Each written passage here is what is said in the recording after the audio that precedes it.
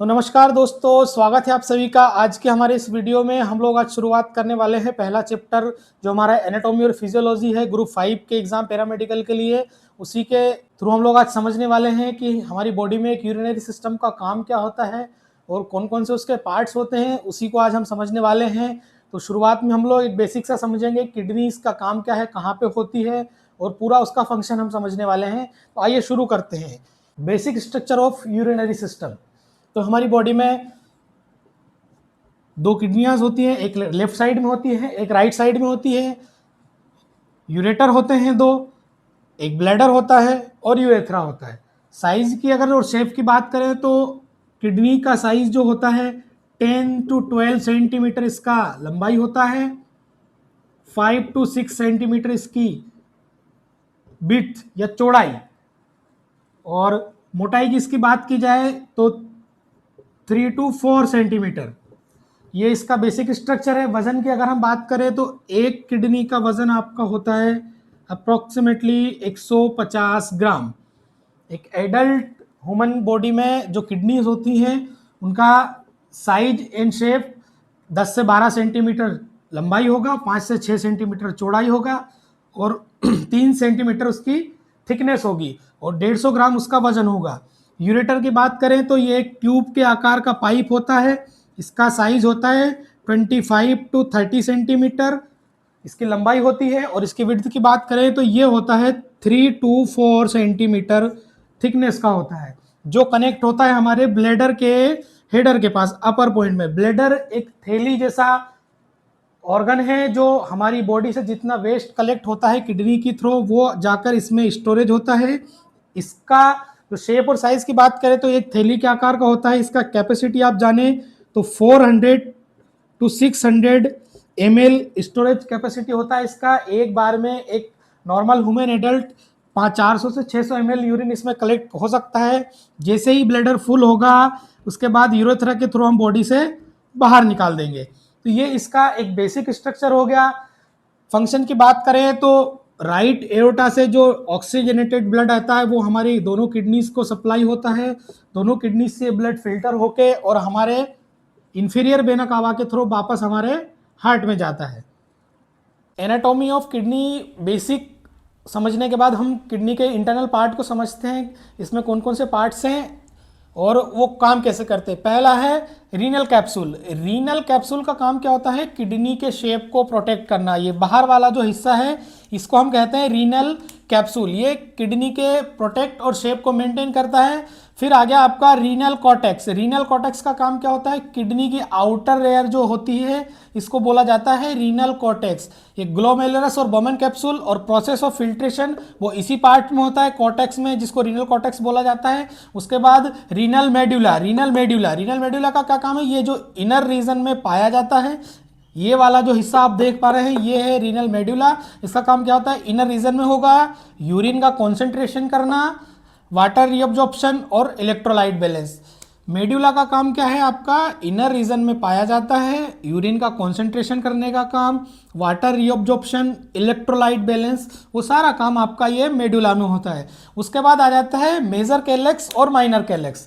Major calyx और minor calyx, ये वाला हिस्सा मेड्यूला के बाद जो नीचे वाला हिस्सा है इसको बोला जाता है मेजर कैलेक्स और माइनर कैलेक्स। इनका काम क्या होता है, मेजर कैलेक्स का काम होता है माइनर कैलेक्स से यूरिन को कलेक्ट करके ट्रांसपोर्ट कहाँ करना है, रीनल पेल्विक्स में। ये वाला जो पूरा पार्ट है इसको बोला जाता है रीनल पेल्विक्स। आपका आता है रीनल पेल्विस। रीनल पेल्विस का काम क्या है, फनल शेप का एक कैविटी होता है। ये यहाँ से आप देख सकते हैं, ये वाला पूरा जो हिस्सा है ये रीनल पेल्विक्स है।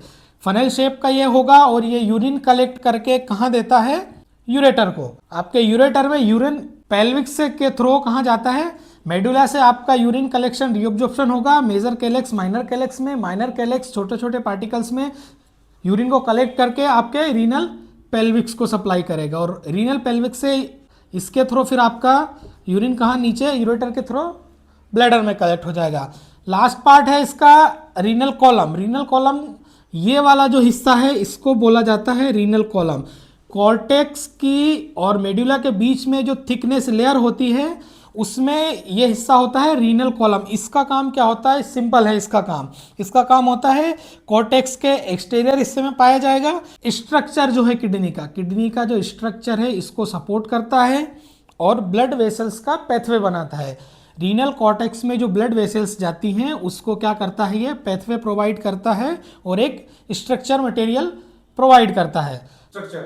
किडनी का इंटरनल स्ट्रक्चर समझने के बाद हम रीनल में ब्लड सप्लाई कैसे होता है उसके बारे में समझेंगे। तो ब्लड सप्लाई ऑफ किडनी में जो ब्लड सप्लाई होता है उसका सिस्टम क्या है, रीनल आर्टरी ऑर्गेनेट करती है एब्डोमिनल एओर्टा को। जो रीनल आर्टरी है ये किसको, एब्डोमिनल एओर्टा को ऑर्गेनेट करती है, जिससे हमारी बॉडी का 20 से 25% कार्डियक आउटपुट जो रहता है ब्लड सप्लाई वो किडनी को रीनल आर्टरी से होती है। अब इसको आसान भाषा में हम समझने के लिए क्या करते हैं, ऐसे समझिए रीनल आर्टरी का काम क्या है, रीनल आर्टरी आपका ब्लड लेकर आएगी किडनी में, वहां से कहाँ जाएगा, सेगमेंटल आर्टरी और इंटरलोबर आर्टरी कहाँ होती है, पिरामिड्स के बीच से, जो रीनल पिरामिड्स होता है उसके बीच से ऊपर जाती है। उसके बाद जाता है ब्लड कहाँ, एक्यूरेट आर्टरी कोर्टेक्स और मेडुला की ब्रांचेस में। ये कोर्टेक्स और मेडुला, कोर्टेक्स आपका यहाँ है, मेडुला आपका यहाँ, इसके बीच में जो ब्रांचेस हैं, ब्रांचेस के बीच में किसका काम होता है, इंटरलोबर आर्टरी और एक्यूरेट आर्टरी। उसके बाद ब्लड कहाँ जाता है, एफरेंट आर्टरी में। एफरेंट आर्टरी ब्लड को भेजती है ग्लोमेरुलस में। ग्लोमेरुलस इंटरलोबर आर्टरी से पिरामिड्स के बीच से ऊपर जाती है। उसके बाद आता है एक्यूरेट आर्टरी, कॉर्टेक्स और मेडुला के बीच में एक्यूरेट आर्टरी की ब्रांचेस होती हैं। जो एफरेंट आर्टरी में ब्लड कहाँ जाता है, ग्लोमेरुलस में। एफरेंट आर्टरी याद रखिए, ग्लोमेरुलस में कहाँ से ब्लड सप्लाई होता है, एफरेंट आर्टरी। ब्लड जो सप्लाई करती है ग्लोमेरुलस में वो एफरेंट आर्टरी, उसका काम क्या होता है, ग्लोमेरुलस में ब्लड को सप्लाई करना। उसके बाद ब्लड फिल्टर का काम कहाँ होता है, ग्लोमेरुलस में। ग्लोमेरुलस ब्लड फिल्टर करके किसको भेजेगा, इफरेंट आर्टरी को। ये अंतर समझने वाला है, इंपॉर्टेंट क्वेश्चन है, इस पर आपको ध्यान देना है कि ग्लोमेरुलस में जो ब्लड सप्लाई करता है वो कौन, आर्टरी का नाम क्या है, एफरेंट आर्टरी, और जो ब्लड को बाहर लेकर जाता है वो है afferent artery. Efferent artery blood को अंदर लेकर आएगा, एफरेंट आर्टरी फिल्टर ब्लड को बाहर लेकर जाएगा।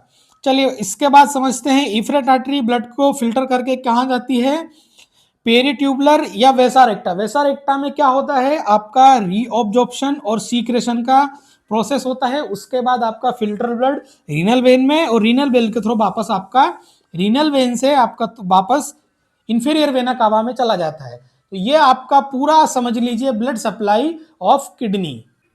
नेफ्रॉन, चलिए समझते हैं इसका स्ट्रक्चर क्या रहने वाला है और फंक्शन क्या रहने वाला है। स्ट्रक्चर देखा जाए तो एफरेंट आर्टेरियल नेफ्रॉन में ब्लड को लेकर आएगी और इफरेंट आर्टेरियल फिल्टर ब्लड को नेफ्रॉन से बाहर लेकर जाएगी। ये इसका सिंपल है। अब एफरेंट आर्टरी और इफरेंट आर्टेरियल के बीच में कौन सा हिस्सा है, ग्लोमेरुलस। ग्लोमेरुलस क्या करेगा, आपकी बॉडी से blood filtration operate, non specific useful और अनयूजफुल मटेरियल दोनों को कहां करेगा, बोमन कैप्सूल।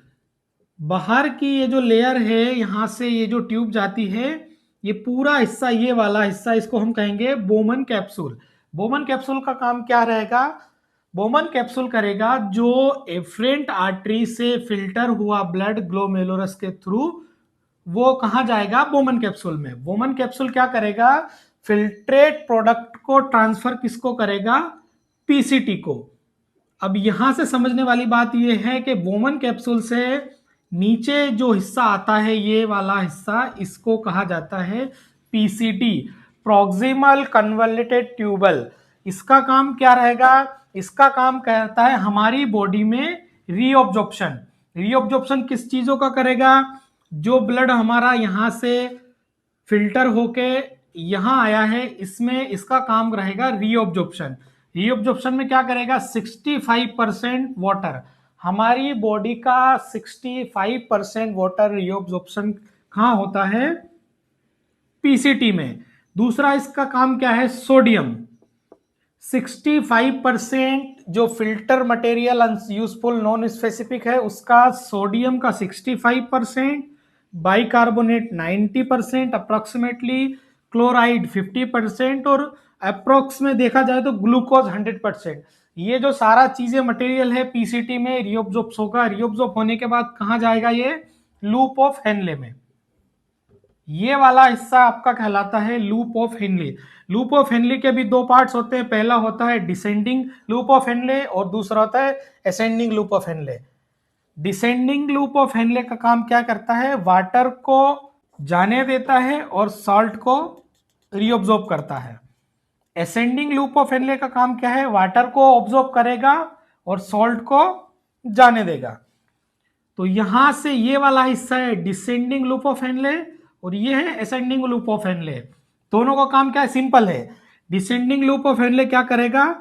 सॉल्ट को ऑब्जॉर्ब करेगा, वाटर को सीक्रेट होने देगा, और असेंडिंग लूप ऑफ हेनले क्या करेगा? वाटर को रीअब्जॉर्ब करके सॉल्ट को जाने देगा। इसके बाद हम समझते हैं यहां से जाएगा फिल्टर होने के बाद डिजिटल कन्वोल्यूटेड ट्यूबवेल में, डीसीटी शॉर्ट फॉर्म में अगर बोला इसको डीसीटी, डिजिटल कन्वोल्यूटेड ट्यूबवेल। इसका काम क्या रहेगा? फ्लूइड का रिसीव करके कलेक्टिंग डक्ट को यहां से, ये वाला हिस्सा आपका कहलाता है collecting duct. Loop of Henle से डिजिटल कन्वोल्यूटेड ट्यूब में जाएगा आपका फ्लूइड और वो कहां होगा? रीअब्जॉर्ब होने के लिए कहां चला जाएगा? Collecting duct. कलेक्टिंग डक्ट का काम क्या होगा? Collecting duct received DCT fluid को क्या करेगी? Save water for the body. यहां पे आपकी बॉडी को जितनी वाटर का नीड होगा रीअब्जॉर्ब करके वाटर का कलेक्शन वेस्ट से निकालकर आपकी बॉडी को वापस देने का काम किसका रहेगा? कलेक्टिंग डक्ट का। कलेक्टिंग डक्ट के बाद आता है आपका पेरीट्यूबुलर कैपिलरीज और वैसा रेक्टा। इसका काम क्या रहेगा? यहां से पीसीटी डीसीटी से रिटर्न रीअब्जॉर्ब फ्लूइड को वापस आपकी बॉडी में पहुंचाने का काम करेगा कलेक्टिंग डक्ट। चलिए समझते हैं आज के वीडियो में फंक्शन ऑफ किडनी। किडनी के फंक्शन क्या होते हैं और किडनी हमारी बॉडी में काम क्या क्या करती है। तो किडनी का पहला जो फंक्शन होता है वो एक्सक्रीशन ऑफ वेस्ट। हमारी बॉडी से जो वेस्ट मटेरियल होता है उसको बॉडी से रिमूव करने का काम हमारी किडनी का होता है। वेस्ट में कौन कौन सा वेस्ट होता है? आपका urea, creatinine, nitrogen waste. Urea जो हमारी बॉडी से फ्लूइड से फिल्टर होकर बाहर निकलता है वो उसको ही एक्सक्रीशन वेस्ट का काम क्या करता है? हमारा किडनी करता है। दूसरा आपका पॉइंट है reabsorption of vitals and nutritions. Reabsorption vitals of nutritions में क्या क्या आएगा आपको? Glucose, sodium, plasma, amino acids. जो रीअब्जॉर्प्शन का काम करता है जैसे हमारी बॉडी में फिल्ट्रेशन का काम करते हैं GFR, glomerulus filtration rate, nephron की जो प्रोसेस है वो हम समझा चुके हैं पिछले वीडियो में। उसी को ध्यान में रखकर आपको रीअब्जॉर्प्शन समझ में आएगा। आप वो वाला वीडियो देखेंगे तो आपको पूरा क्लियर कॉन्सेप्ट समझ में आ जाएगा कि रीअब्जॉर्प्शन वाइटल न्यूट्रिशंस का काम कैसे होता है PCT DCT loop of Henle में, वो सारा। तीसरा पॉइंट है एसिड बेस बैलेंसिंग। हमारी बॉडी का जो पूरा मेंटेनेंस है वो एसिड बेस बैलेंसिंग के ऊपर चलता है और जो पूरा का पूरा फंक्शन है वो डिपेंड करता है किडनी के ऊपर। एसिड बेस बैलेंसिंग में क्या क्या आएगा आपका? इलेक्ट्रोलाइट बैलेंसिंग आएगा, एसिड बेस बैलेंसिंग। किडनी आपका एसिड बेस बैलेंसिंग का काम करती है जिसमें इलेक्ट्रोलाइट एसिड बेस आएगा। फोर्थ पॉइंट है आपका ऑस्मोलैरिटी रेगुलेशन। ऑस्मोलैरिटी रेगुलेशन में क्या आएगा? एंटी डायरेटिक हार्मोन्स जो हमारी किडनी सीक्रेट करती है वो काम फंक्शन किडनी का होता है। चौथा पांचवा आपका देखा जाए ब्लड प्रेशर रेगुलेशन। हमारी बॉडी का जितना भी ब्लड प्रेशर रेगुलेशन का काम करता है वो भी हमारी किडनी का होता है। ब्लड प्रेशर रेगुलेशन में रेनिन एंजियोटेंसिन सिस्टम जो होता है हमारी बॉडी में एक्टिवेट करता है, उससे हमारी बॉडी क्या करती है? ब्लड प्रेशर को हमारा कंट्रोल करती है बॉडी में। उसके बाद 6 पॉइंट आपका होगा हार्मोन सीक्रेशन।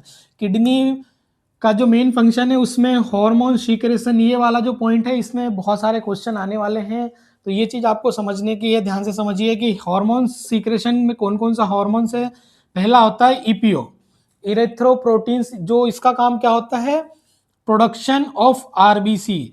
आरबीसी के प्रोडक्शन में हेल्प करता है हमारा इरिथ्रोप्रोटीन और जो कहां से होता है? हमारे किडनी से सीक्रेट होता है। दूसरा होता है आपका कैल्सिट्रोल। कैल्सिट्रोल हार्मोन हमारा क्या करता है, हमारी किडनी सीक्रेट करती है, जो क्या करता है, विटामिन डी को हमारा कैल्सिट्रोल क्या करता है, कन्वर्ट करके कैल्शियम का एब्जॉर्प्शन करता है हमारी बॉडी में।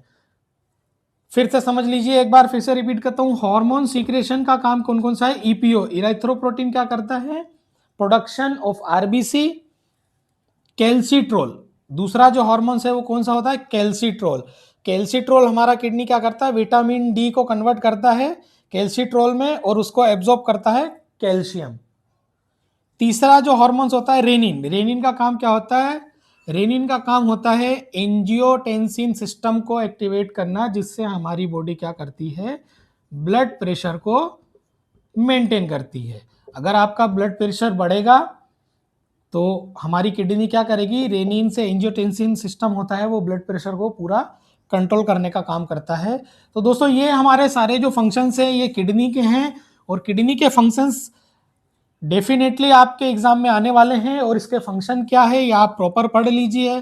कौन कौन से हार्मोन सीक्रेशन करता है, कौन कौन से वेस्ट हमारी बॉडी से सीक्रेट होता है, रीअब्जॉर्प्शन क्या क्या होता है, एसिड बेस बैलेंस कैसे होता है, ऑस्मोलिटी रेगुलेशन में क्या होता है, ब्लड प्रेशर रेगुलेशन कैसे होता है, इसका फंक्शन क्या क्या होता है, ये सारा आप इजी ट्रिक में इसमें समझ लीजिए। धन्यवाद।